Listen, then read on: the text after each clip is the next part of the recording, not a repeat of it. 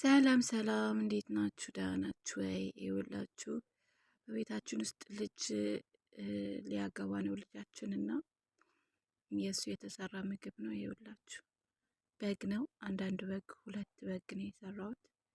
ጎበዝ አይደለሁም? እስቲ እዩት። ያኛው ተበልተዋል፣ በልተውታል። ወንዶች ነበሩ፣ ወንዶቹን በሉት። ያ ያልተነካው ደግሞ የሴቶቹ ነው ማለት ይሄ የወንዶቹ ነው።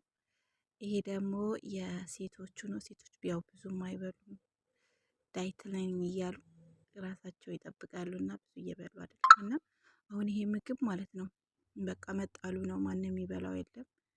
ለማን ሰው እንኳን ውጭ እንዳናገኝ፣ ውጭ ላይ ሰው ብዙ አይገኙም ማለት ነው።